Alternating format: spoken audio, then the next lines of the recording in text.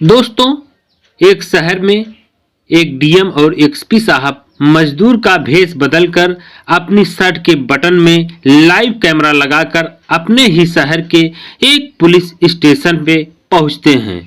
अपनी गाड़ी चोरी हो जाने के रिपोर्ट लिखवाने के लिए वह पुलिस स्टेशन जाते हैं। पुलिस स्टेशन के जो दरोगा साहब होते हैं वो कुर्सी पर बैठे हुए होते हैं और उन्होंने टेबल पर अपने पैरों को रखा था और शर्ट के बटन खुले हुए थे, जैसे कोई गली का गुंडा हो। इस तरह से वो थाने में बैठे हुए थे। भेष बदलकर पहुंचे डीएम और एसपी साहब उनसे अपनी गाड़ी की चोरी का रिपोर्ट लिखवाना चाहते हैं, लेकिन दरोगा साहब उन्हें मना कर देते हैं। वो रिपोर्ट लिखने के बजाय उनसे पहले घूस मांगने लगते हैं। दोस्तों, क्या होता है आगे इस कहानी में, क्यों डीएम और एसपी साहब मजदूर बनकर इस पुलिस स्टेशन में आए थे, पूरी कहानी जानेंगे इस वीडियो में। दोस्तों, अगर कहानी अच्छी लगे तो वीडियो को लाइक कर दीजिएगा, चैनल पर नए हैं तो चैनल को सब्सक्राइब कर दीजिएगा ताकि हमारा हौसला बढ़ता रहे। दोस्तों, चलिए देर न करते हुए कहानी को शुरू करते हैं। अभी अभी एक नए डीएम साहब की नियुक्ति होती है और वो अपनी ड्यूटी को ईमानदारी के साथ करने में जुट जाते हैं। अपना फर्ज निभाने में वे लगे हुए होते हैं। डीएम साहब के पिता भी एक पुलिस इंस्पेक्टर थे, वो भी एक ईमानदार पुलिस वाले थे। उन्होंने अपने बेटे को पढ़ाई के साथ साथ अच्छे संस्कार और ईमानदारी का पाठ भी पढ़ाया था। ऐसे ही अच्छे संस्कार देकर उनकी परवरिश की थी। उन्होंने बचपन में ही सिखाया था कि बेटा, हमारा ओहदा चाहे कितना भी बड़ा क्यों न हो जाए, लेकिन हमें अपनी ईमानदारी को कभी नहीं भूलना चाहिए। सिर्फ नाम, रुतबा या पैसा हासिल कर लेने से इंसान की इज्जत नहीं बढ़ती है, उसके अंदर ईमानदारी का होना बहुत जरूरी होता है। पैसा तो हर कोई कमा रहा है, लेकिन इज्जत सिर्फ उसी की होती है जो नेक और सच्चा और ईमानदार होता है। अपनी जिंदगी में ऐसी कोई काम मत करना जिससे लोग हमारे ऊपर उंगलियां उठाएं। मैं अपनी पूरी जिंदगी में कभी सर झुकाकर नहीं जिया हूँ। अपने पिता की बातों को सुनते और समझते हुए डीएम साहब बड़े हुए थे। फिर वो अपनी पढ़ाई के दम पर शहर के डीएम के पद पर नियुक्ति हो जाती है। ड्यूटी को ज्वाइन किए उन्हें अभी 2 ही दिन हुए थे कि उनके पास एक पुलिस स्टेशन के खिलाफ काफ़ी शिकायतें आने लगती हैं।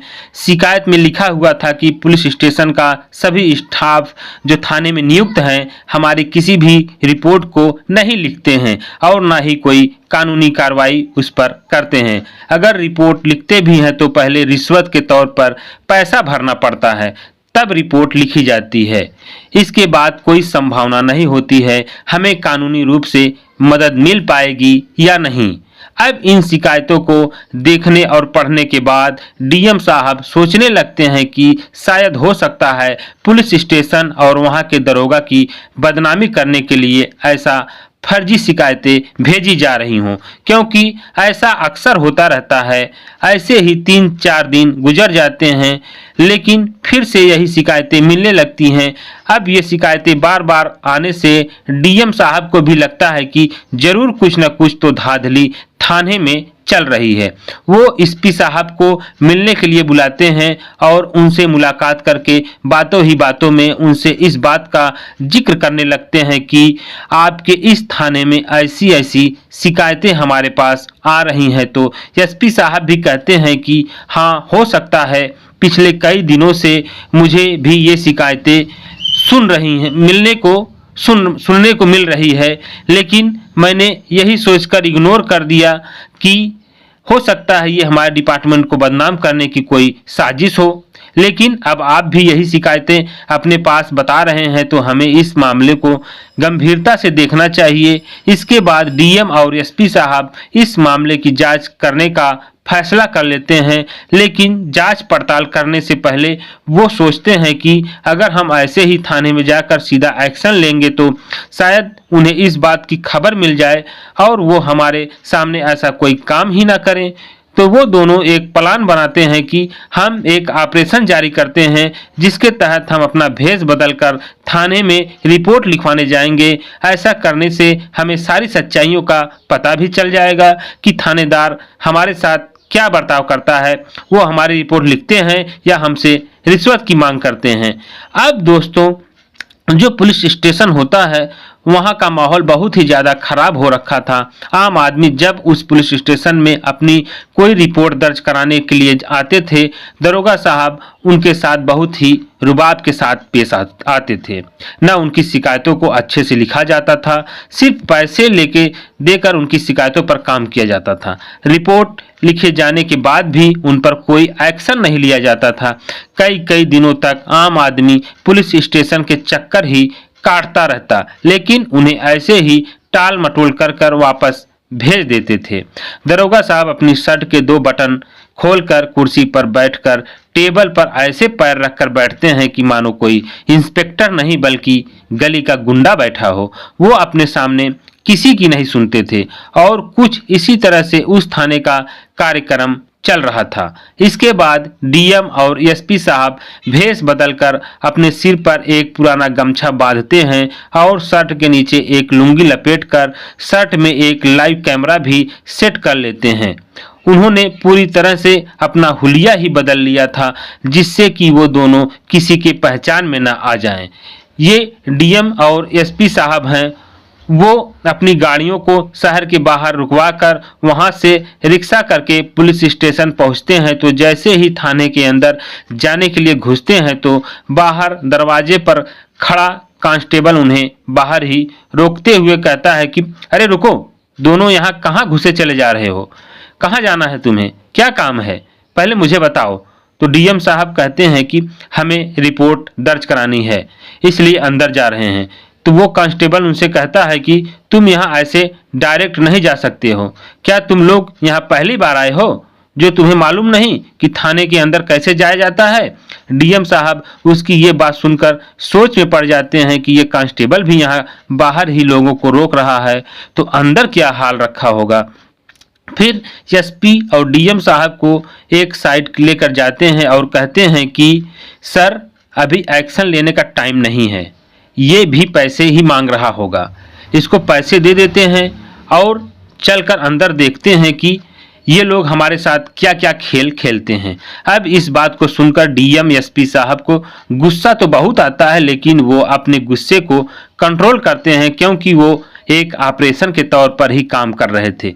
फिर वो अपनी शर्ट के जेब से 100 रुपए का नोट निकालकर कांस्टेबल को दे देते हैं। तो 100 रुपए कांस्टेबल के जेब में रखने के बाद उनसे कहता है कि तुमने मुझे कोई भिखारी समझ रखा है क्या जो 100 रुपए दे रहे हो? और पैसे निकालो जेब से। तो डीएम साहब गुस्से में लाल हो जाते हैं, लेकिन एसपी साहब उनके कंधे पर हाथ रखते हैं और फिर अपनी जेब से एक और 100 का नोट निकालकर उस कांस्टेबल को देते हुए बोलते हैं कि साहब, हम गरीब लोग हैं, इससे ज़्यादा हमारे पास और पैसे नहीं हैं। अगर आज हमारी रिपोर्ट ना लिखी गई तो हमारा बहुत बड़ा नुकसान हो जाएगा। तो कांस्टेबल कहता है कि ठीक है, अंदर चले जाओ, वहाँ कैबिन में साहब बैठे हुए हैं, उनको अपनी समस्या बता देना और रिपोर्ट लिखवा देना। तो डीएम साहब और एसपी साहब एक दूसरे का मुंह देखते हैं, फिर वहाँ से सीधा कैबिन के अंदर जाते हैं जहां दरोगा साहब बैठे हुए हैं। अब कैबिन के अंदर का नज़ारा भी देखकर गुस्से में लाल पीले हो जाते हैं। डीएम साहब देखते हैं कि वहां का दरोगा कुर्सी पर बैठा वह चना चबा रहा है, पैरों को उसने टेबल के ऊपर रख रखा है। उन दोनों के अंदर आने के बाद वो अपने पैरों को हटाकर उन्हें देखता है और बोलता है कि हाँ भाई बोलो, क्या काम है, किस लिए आए हो यहाँ? तो डीएम साहब जो मजदूर के भेष में थे हाथों को जोड़ते हुए कहते हैं कि सरकार, हमारी ऑटो रिक्शा चोरी हो गई है, उसी की रिपोर्ट लिखवाने के लिए आए हैं। आप जल्द से जल्द हमारी रिपोर्ट लिखकर हमारी ऑटो रिक्शा को ढूंढने में हमारी मदद करा दीजिए। मैं बहुत गरीब आदमी हूँ, उसी ऑटो रिक्शा को चलाकर अपने परिवार का पालन पोषण करता हूँ। अगर वो रिक्शा जल्दी न मिल पाई तो हम अपने परिवार का पेट नहीं भर पाएंगे। हम बहुत बड़ी चुनौती से गुजर रहे हैं। तो दरोगा साहब गुस्से से चिल्लाते हुए बोलते हैं कि तुम लोग सुबह से कहाँ मर गए थे जो शाम को वक्त हमें परेशान करने के लिए आए हो? वो कहते हैं कि सरकार, सुबह से हम खुद ही अपना रिक्शा को ढूंढने में लगे हुए थे ताकि हमें हमारा रिक्शा मिल जाए और हमें पुलिस स्टेशन के चक्कर न काटने पड़े, लेकिन रिक्शा पूरे शहर में कहीं नहीं मिल रहा है। अब हम आपसे दरख्वास्त करते हैं कि आप हमारी रिपोर्ट लिख लीजिए और हमारे रिक्शा को ढूंढने में हमारी सहायता कीजिए। तो दरोगा साहब कहते हैं कि देखिए, ऐसे तो अब तुम्हारी रिपोर्ट नहीं लिखी जा सकती, शाम हो चुकी है, हमारे लिए शाम का कोई इंतजाम तो करो, उसके बाद ही मैं तुम्हारी रिपोर्ट लिख सकता हूं। तो इस बात को सुनने के बाद डीएम साहब फिर से कुछ समझ नहीं आता उनको, वो करे तो क्या वो गुमसुम होकर खड़े रहते हैं, उस दरोगा की तरफ देखने लगते हैं। तभी एसपी साहब दरोगा से कहते हैं कि सरकार, हमें आपकी बात कुछ समझे नहीं, आप कहना क्या चाहते हैं। इतना सुनते ही जो दरोगा साहब थे वो गुस्सा हो जाते हैं और बाहर से कांस्टेबल को आवाज लगाते हैं हुए कहते हैं कि इन दोनों को थाने से धक्का मारकर बाहर निकालो, इन भिखमंगों को तुमने अंदर आने कैसे दिया। इसके बाद कांस्टेबल उन दोनों को हाथ पकड़कर उन्हें बाहर खींचकर ले जाता है और बाहर लाकर उन्हें समझाता है कि देखो, अगर तुम्हें अपनी रिपोर्ट लिखवाना है तो इसके लिए तुम्हें पहले दरोगा जी को कुछ न कुछ तो सेवा पानी करना पड़ेगा। सेवा पानी किए बिना बगैर तुम्हारी कोई रिपोर्ट नहीं लिखी जा सकती। अपना फालतू का समय खराब मत करो, जल्दी से कुछ पैसा उनके हाथ में दे दो और अपना काम बनाओ।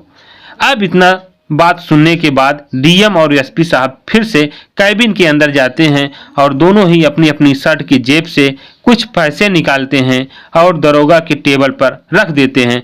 तकरीबन 1000 रुपए वो टेबल पर रखने के बाद हाथ जोड़कर खड़े हो जाते हैं, कहते हैं कि हमारे पास सिर्फ इतने ही पैसे बचे हैं, इससे ज़्यादा अब हमारे पास कुछ भी नहीं है। अब जैसे ही दरोगा साहब पैसों को टेबल पर रखा देखते हैं तो गुस्से में गरमा कर बोलते हैं कि सिर्फ इतने पैसों से तुम्हारी रिपोर्ट कैसे लिखी जा सकती है। तुम्हारे ऑटो रिक्शा को शहर में ढूंढने के लिए बहुत खर्चा आएगा, गाड़ी को इधर से उधर घुमाना पड़ेगा, पेट्रोल लगेगा और हमें भी बहुत परेशानियां झेलनी पड़ेंगी। तुम्हें अभी और पैसों का इंतजाम करना पड़ेगा, इसके बाद ही तुम्हारी रिपोर्ट लिखी जाएगी। तो ये सब बातें सुनने के बाद एसपी साहब बोल पड़ते हैं कि सर, आपको सरकारी तनख्वाह तो मिल रही है ना, हम लोगों की परेशानियां सुलझाने के लिए, हमारी रिपोर्ट लिखकर हमारी सहायता करने के लिए आप लोग हमसे हर काम के लिए पैसा क्यों मांग रहे हो। अब इस बात को सुनते ही दरोगा साहब अपनी कुर्सी से उठकर खड़े हो जाते हैं। उनका गुस्सा 7वें आसमान पर पहुंच चुका था। वो चिल्लाते हुए कहते हैं कि अब तू मुझे कानून का पाठ पढ़ाएगा क्या? अभी रुक, मैं अभी तेरे को बताता हूँ और दिखाता हूँ कि कानून अपना काम कैसे करता है। तभी बाहर से तेज सायरन की आवाज पूरे पुलिस स्टेशन में गूंजने लगती है। बाहर से तेज सायरन की आवाज पूरे पुलिस स्टेशन में गूंजने लगती है और 2 सरकारी गाड़ियां पुलिस स्टेशन के बाहर आकर रुकती हैं। अब जैसे ही दरोगा अपना डंडा लेकर एसपी साहब के पास पहुंचता है तो तुरंत जो गाड़ियां आई थी उनमें से डीएम साहब की टीम निकलकर थाने को चारों तरफ से घेर लेती है। कुछ लोग थाने के अंदर आ जाते हैं तो वो लोग अंदर आकर दरोगा से बताते हैं कि खबरदार, एक कदम और आगे बढ़ाने से पहले ये जान लो, जो तुम्हारे सामने शख्स खड़ा है वो यहाँ के एसपी साहब हैं और जो दूसरे वाले हैं वो डीएम साहब हैं। तुमने आज जो कुछ भी इनके साथ यहाँ बर्ताव किया है उस सभी की वीडियो रिकॉर्ड हो चुकी है, वो लाइव हेडक्वार्टर में देखी जा रही हैं। अब ये बात सुनते ही दरोगा साहब के पसीने छूटने लगते हैं और पैरों के बल जमीन पर बैठ जाते हैं और अपने हाथ जोड़कर उनके सामने गिड़गिड़ाना शुरू कर देते हैं। इसके बाद एसपी साहब दरोगा को धमकाते हुए और कहते हैं कि यही है तुम्हारा काम? क्या यही तुम्हारा फर्ज है? क्या इसी काम करने के लिए तुम्हें यहाँ रखा गया है? तुम्हारी बहुत शिकायतें पहले भी आई थी, लेकिन मैंने सोचा था कि हमारे डिपार्टमेंट को बदनाम करने की कोई साजिश है, लेकिन यहाँ आकर मुझे पूरा मामला समझ आ चुका है। मैं अपनी आंखों से तुम्हारी काली करतूतों को देख चुका हूँ। अब तुम लोगों के खिलाफ सख्त से सख्त कार्रवाई की जाएगी और सबूत हम इकट्ठा कर ही चुके हैं। इसके बाद डीएम और एसपी साहब उनके खिलाफ कोर्ट में केस दर्ज करते हैं। सबूत पक्के मिल जाते हैं तो पूरे थाने में जो स्टाफ होते हैं सबको सस्पेंड कर दिया जाता है, उनकी जगह दूसरे स्टाफ को तैनात कर दिया जाता है। और जज साहब कहते हैं कि ये फोटो और वीडियो जिले के सभी थानों में जाकर दिखाओ, और इससे वो सीख लेंगे कि अगर कोई भी व्यक्ति ऐसी हरकत करते हुए पकड़ा गया तो उसे फौरन सस्पेंड कर दिया जाएगा। हमें जरा भी लापरवाही नहीं चाहिए। पहले ही पुलिस वालों को बहुत बदनाम किया जा चुका है। इसके बाद ये खबर सुनते ही पूरे जिले में इसकी हलचल मच जाती है।